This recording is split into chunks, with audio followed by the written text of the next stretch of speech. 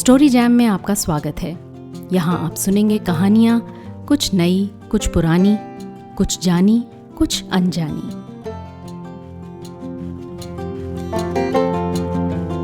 शायद ही कोई हो जिसने हिंदी की कहानियाँ पढ़ी हों और मुंशी प्रेमचंद का नाम न सुना हो।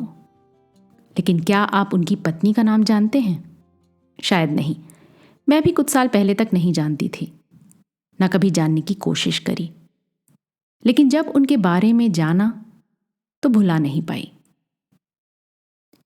शिवरानी देवी प्रेमचंद जी की पत्नी खुद एक लेखिका थी। उनकी कहानियां न सिर्फ अपने पति के साथ साथ प्रकाशित होती थीं, बल्कि उनका कई भाषाओं में अनुवाद भी हुआ। लेकिन उस समय की अन्य लेखिकाओं की तरह शिवरानी की कहानियां भी समय के भारी पन्नों के बीच दब गईं और भुला दी गईं। ये कोई अनपेक्षित बात नहीं थी। हिंदी साहित्य की दुनिया भी तो आखिर पुरुष प्रधान समाज का एक हिस्सा ही थी। 1944 में शिवरानी ने एक किताब लिखी, प्रेमचंद घर में। सतही तौर पर यह कहानी अपने पति के साथ बिताए जीवन का वर्णन है। इस किताब में हमें मुंशी प्रेमचंद के व्यक्तिगत जीवन की झलक तो मिलती ही है, साथ ही हम शिवरानी के अनूठे व्यक्तित्व को भी जान पाते हैं। एक सशक्त स्वतंत्र महिला जिसकी आत्मविश्वास से भरी आवाज़ इस किताब से गूंज के आती है। उनकी व्यावहारिक सूझबूझ और राजनीतिक विचारों में स्पष्टता के कारण खुद प्रेमचंद उन पर निर्भर करते थे। शिवरानी देवी बाल विधवा थीं। 1905 में उनके पिता ने उनके पुनर्विवाह के लिए इश्तहार निकाला। प्रेमचंद ने पढ़ा और उनके पिता से संपर्क किया। उस वक्त प्रेमचंद खुद एक बार विवाह कर चुके थे, लेकिन अपनी पत्नी के साथ कभी रहे नहीं थे। प्रेमचंद ने शिवरानी को न सिर्फ लेखन के प्रति प्रोत्साहित किया, बल्कि जब लोगों ने ये आरोप लगाया कि वो ज़रूर अपने पति से अपनी कहानियां लिखवाती होंगी, तब प्रेमचंद ने इस बात का कड़ा विरोध किया। उनकी जोड़ी उस समय के लिए असामान्य थी, एक बराबरी का रिश्ता, जिसका जितना श्रेय प्रेमचंद की प्रगतिशील सोच को जाता है, उतना ही शिवरानी के मुक्त और प्रबल विचारों को। प्रेमचंद के शब्दों में शिवरानी एक योद्धा स्त्री थी, जिन्हें साहित्य जगत से बहुत कम इंसाफ मिला है। शिवरानी की किताब प्रेमचंद घर में पुनः प्रकाशित हो अब उपलब्ध है, ज़रूर पढ़िएगा। आज मैं आपके साथ इस किताब की प्रस्तावना साझा करना चाहती हूँ, जो प्रेमचंद और शिवरानी की पौत्री सारा राय ने लिखी है।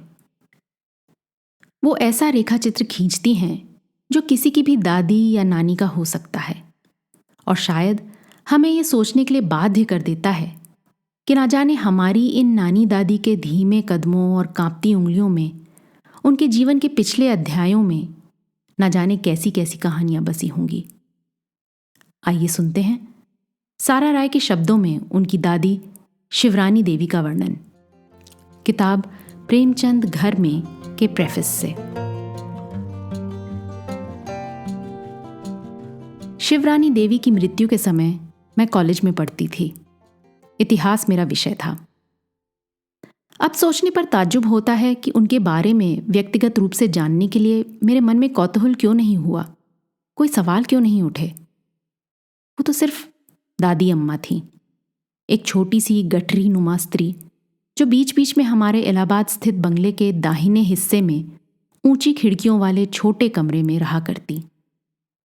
वो पतले किनारे वाली खादी की सफ़ेद साड़ी पहनती थीं और सुनहरे फ्रेम के चश्मे के पीछे उनकी आंखें मोतियाबिंद के कारण समुद्र के पानी जैसी सुरमई हो गई थीं। उसी उम्र में जब वो बाल विधवा हुई थीं, 11 वर्ष, इन सामाजिक समस्याओं के बारे में मुझे इल्म तक न था। वो तो कुछ साल बाद इतिहास की किताब में पढ़ाए जाने वाले सबक के द्वारा ये अध्याय मेरे दिमाग में खुला, मगर तब भी वो एक औपचारिक किताबी तौर पर ही, और उनके जीवन के इस पहलू की हमारी जानकारी वहीं तक सीमित रह गई। बस इतना ही पता चल पाया कि बाल विधवाओं वाले पाठ में जिन बच्चियों का जिक्र था, उनमें से खुद हमारी दादी रही थीं। इसकी कल्पना करना अब मुश्किल था। उनका वो इतिहास तो कब का दफन हो चुका था। जैसे कि उनके जीवन के बारे में और बहुत सी बातें पिछले जन्म की बातें जैसी लगती थीं, कि कभी वो लखनऊ स्थित महिला आश्रम में काम करती थीं और अपनी अगुवाई में 1929 में गांधी जी से प्रभावित होकर 56 औरतों को विदेशी कपड़े के खिलाफ धरने में ले गई थीं। महिला आश्रम की जनसभा में 12,000 लोगों के सामने उन्होंने जोरदार भाषण दिया था और अपनी राजनीतिक गतिविधियों के कारण कई बार जेल भी जा चुकी थीं। बल्कि कमजोर सेहत वाले अपने पति के बजाय वो खुद जेल जाना पसंद करती थीं। कभी कभी ये किस्से वो सुनाती भी थीं, मगर उनके बारे में सोचने पर जो छवि आंखों के सामने आती है वो उस स्त्री की तो नहीं है, जो कि मेरे लिए नितांत काल्पनिक ही थी। जो तस्वीरें याद आती हैं वो घरेलू किस्म की हैं। उनमें से एक में वो बाहर बरामदे में बांस की बनी और रस्सी से बुनी हुई झिलंगी खटिया पर बैठी हैं। मंडी से अभी अभी आए पान के छोटे बड़े पत्तों को कैंची से काट काट कर बीड़े के साइज का बनाकर कत्थे से लाल हो गए कपड़े में लपेट वो उन्हें डोलची में रखती जा रही हैं। कटे हुए पत्ते छोटे होते थे क्योंकि उनके बीड़े छोटे होते थे। उनमें से एक आध पत्ता लेकर हम भाग जाते तो उनकी नाक पर खींच की परछाई फौरन दिखने लगती। इसलिए नहीं कि पान कम थे, मगर पत्तों का क्रम बिगड़ जाता। हर चीज को करीने से रखने की उनकी आदत थी। उनके साथ आया हुआ सामान एक छोटी सी संदूकची में समाया हुआ रखा होता, मगर जब वो संदूकची खुलती तो उसमें से एक महक आती जो आज भी मेरे लिए उनकी खास स्मृति से जुड़ी हुई है। उसमें पान की खुशबू मिली हुई है, कपूर की, जिसकी छोटी छोटी भेलियां कागज की पुड़िया में वो ना जाने किस मसरफ से लिए रखे रहती, और खांसी के लिए उपयोगी सीतोप्लादी चूर्ण की, जिसको शहद में मिलाकर वो कत्थे से सनी रसोई की छुरी के छोटे छोटे खचीनों से खुरदरी हो गई उंगली से दिन में कई बार चाटती थी। उनकी संदूकची के बारे में ज्यादा सोचूं तो बांस के झुरमुट से होकर खड़खड़ाती हुई गांव की हवा कमरे में बहने लगती है, जबकि वो गांव से नहीं बनारस से हमारे यहाँ आती थी। ये सारा सामान और मोतियाबिंद के लिए आंख में डालने वाली उनकी दवा सिनरेरिया मैरिटाइमा कमरे की छोटी और ऊंची खिड़की की ताक पर रखी होती। मगर यह भी मैं शायद गलत याद कर रही हूं, क्योंकि उनका कद इतना छोटा था कि वो उस खिड़की तक कैसे पहुंच पाती होंगी। घर के 3 गुसलखानों को वो अलग अलग कामों के लिए इस्तेमाल करती थीं। नीची जमीन पर बने हुए गुसलखाने में वो नल खोलकर रगड़ रगड़ कर देर तक हाथ धोती रहती। उतनी देर ऊंची जमीन वाले गुसलखाने के नल में पानी नहीं आता। तब हम में से कोई चिल्लाता, दादी अम्मा बम्बा बंद कीजिए। तब नल को हम बम्बा ही कहते थे। फिर वो नहाने जाती तो उनका गर्म पानी पीतल की बाल्टी में देगची के ढक्कन से बंद गुसलखाने में रख दिया जाता, और साथ में उनका पीतल का लोटा और लाइफबॉय साबुन की लाल बट्टी। नहाने के बाद अपने चिड़िया नुमा शरीर पर सफ़ेद धोती लपेटकर खड़ाऊं पहनकर खट पट चलती वो अपने कमरे तक चली जाती। इसी संदर्भ में याद आया कि धोबी जब उनके कपड़े धोकर इस्त्री करके लाता तो वो घर पर अपने हाथों से उन्हें दोबारा धोती, क्योंकि उन्हें कपड़ों में से बकरी की मेंगनी की बदबू आती थी। उनका शक था कि धोबी कपड़ों को मेंगनियों से रगड़ता है। आखिर नहाने धोने की क्रिया पूरी करके वो नाश्ता करने खाने के कमरे की बड़ी सी मेज के सामने आकर बैठती तो मेज उनके कंधे तक आ जाती। उनके पैर भी जमीन तक नहीं पहुंचते थे, इतनी छोटी सी थी। उनका नाश्ता हमेशा रोगनी रोटी और मक्खन का होता। उनके खाते समय अगर हम में से कोई भी उनके सामने से गुजर जाए तो एहर आवा बचवा कहकर बुलाती और रोटी का कौर तोड़ उस पर मक्खन लगाकर वो कांपते हुए हाथ से हमारे मुंह में डालती। हम लोगों को खिलाए बगैर वो खा नहीं पाती। ये उनकी मजबूरी भी थी और इच्छा भी। उनकी हर आदत नियमबद्ध थी और उसमें फेर बदल असंभव। उनके खाने की मात्रा भी एकदम नपी तुली होती। जब उनका खाना थाली में परोसा जाता तो वो चम्मच से खट खट करके थाली के उस हिस्से की तरफ संकेत करती जहां सब्जी डाली जाए। फिर उसी तरह से कहां दाल की कटोरी रखी जाए, कहां रोटी इत्यादि। अलग अलग सब्जियों के बारे में, बल्कि सभी खाने की चीजों के बारे में उनकी अपनी राय थी। कि कौन सी बादी होती है, कौन सी कब्ज पैदा करती है। और साग के बारे में उनकी कहावत मुझे आज तक याद है कि साग खाए से जोंज बढ़े तो बल कहाँ से होए। उनके इस नियम संसार में बैंगन, जिसे वो बेगुण कहती, और गोभी बादी थे। बिना चीनी का दूध भी। दूध वो सिर्फ लाल गाय का या बकरी का पीना पसंद करती, चाय वो नहीं पीती थी। एक और नियम टहलने का था। शाम को वो टहलने निकलती तो शुरू में वो हमारे घर से चाचा अमृत राय के घर तक जाती और वापस आती। पतली सी सड़क पार करके एक लंबी पगडंडी छोटे से नीले रंगे हुए फाटक तक जाती थी, जो कि उनके घर तक पहुंचने का पीछे वाला रास्ता था। पगडंडी उन्हीं की जमीन में थी जिस पर आंवले और नींबू के पेड़ लगे थे। हम सब इस रास्ते से होकर चाचा के यहाँ जाते थे। दादी अम्मा भी इसी रास्ते पर चलती।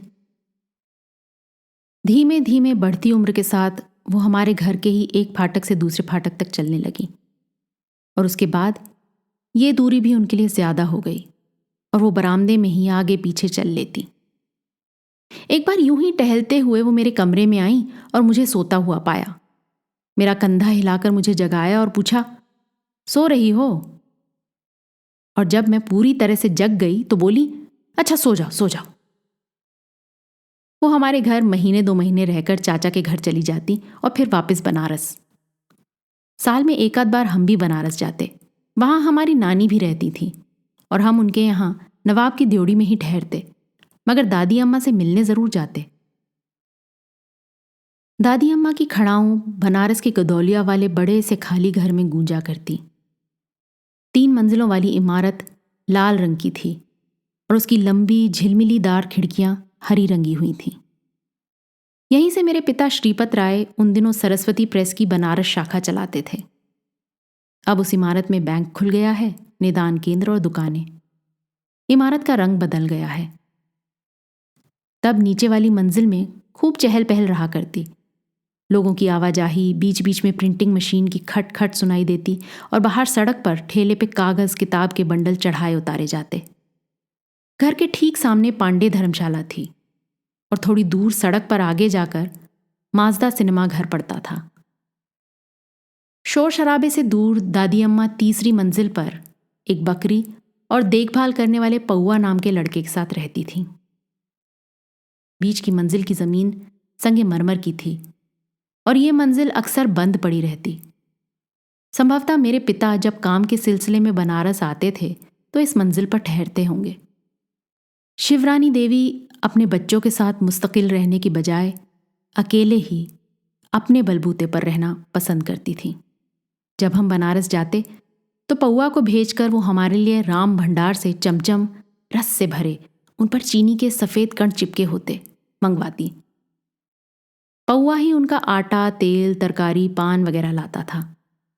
हम तिमंजिले घर की बालकनी पर खड़े होकर नीचे सड़क पर गुजरती झांकी देखा करते। नीचे को ढली हुई सीट वाले रिक्शे, साइकिलें, ठेले, सड़क पर चलते, दुकानों के अंदर बाहर करते औरत, आदमी, आवारा सांड, कुत्ते, आसमान में गुड्डियां, बनारस में पतंग को गुड्डी कहते हैं, आसमान में गुड्डियों का हुजूम। थोड़ी थोड़ी देर में राम नाम सत्य है का नारा लगाते लोगों के झुंड कंधे पर अर्थी संभाले हुए सड़क पर गुजरते। नीचे वाली सड़क गोदौलिया से सीधे मणिकर्णिका घाट को जाती थी, जहां शव जलाए जाते थे। शव किसी सुहागन का होता तो वो लाल, गुलाबी या पीले सैटिन के कफन में लिपटा होता और कभी कभार गाजे बाजे सहित ले जाया जाता, जो सड़क के शोर में मिलकर कोलाहल ही पैदा करता। कभी दादी अम्मा की बकरी भी अपनी कोठरी की खिड़की से नीचे भावहीन आंखों से ताकती नजर आती, जिंदगी और मौत के इस मेले को निहारती हुई। उतनी देर दादी अम्मा हरी रेलिंग वाले अपनी दूसरी मंजिल के आंगन में बांस की खटिया पर बैठ पान की डिबिया खोल के मुंह में पान का बीड़ा डालती और अखबार पढ़ने लगती। उनके होंठों के अगल बगल की झुर्रियां पान की लाली इख्तियार कर लेती। फिर वो मुझे बुलाकर मेरे सिर पर हाथ फेरती। ये तो मेरी गुड़िया है, कहती, क्योंकि सब कहते थे मेरी शक्ल हू बहू उन पर गई है। दादी अम्मा के भाई की भी मुझे धुंधली सी याद है। वो साइकिल पर सलीमपुर जिसे वो हमेशा सुलेमपुर कहती थी, से इलाहाबाद आते थे। उनका कद बहुत लंबा और रंग पक्का था। सुना था कि वो राजनीतिक सक्रियतावादी हैं। उनका हुलिया दादी अम्मा के बिल्कुल विरुद्ध था, क्योंकि वो लंबे और सांवले थे और शिवरानी देवी कद की बहुत छोटी और गोरी थी। प्रेमचंद घर में से पता चलता है कि जब शिवरानी की शादी हुई तब वो 5 साल के थे और शिवरानी उनको माँ की तरह प्यार करती थी। वो रिश्ते में हमारी दादी के भाई थे, मगर हम उन्हें मामा कहते थे और उनके किसी और नाम से मैं आज तक वाकिफ नहीं हूं। गोदौलिया वाले घर में कभी कभी गुग्गन बहन भी होती, जो रिश्ते में उनकी बहन ही थी। उनके मुंह में दांत नहीं थे। वो हंसती तो गाल हल्के से थिरकते और पोपला मुंह खुला रह जाता। वे दोनों गांव की बातें करती, जो कि किसी दूसरे लोक में स्थित मालूम देता। उसमें बैलगाड़ी होती और बैल के गले में बजती घंटी, गोधुली में घर लौटती गाय, शाम के चिराग जल जाते और बंसखटिया पर बैठे लोग लंबी लंबी बातें करते, भाईचारे से रहते। अब लगता है कि वो रोमांचकारी दृश्य मेरी कल्पना ने ही उनकी बातों पर थोपा है। मगर गांव में ऐसा कुछ था कि अपने आखिरी वर्षों में दादी अम्मा वहां के लिए हुड़क जाती और कहती थी कि मुझे गांव पहुंचा दिया जाए। ये कौन सा गांव था आज तक मेरे लिए साफ नहीं है। प्रेमचंद का लमही या फतेहपुर जिले में मौजा सलीमपुर, जो उनका पैतृक गांव था।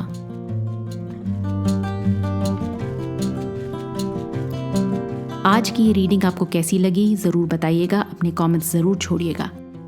और अगर आपने अभी तक इस चैनल को सब्सक्राइब नहीं किया है तो वो भी कर डालिए, ताकि आप हर हफ्ते नई कहानियां, लेख या कविता सुन सकें। अगले हफ्ते फिर मिलेंगे, तब तक के लिए अलविदा।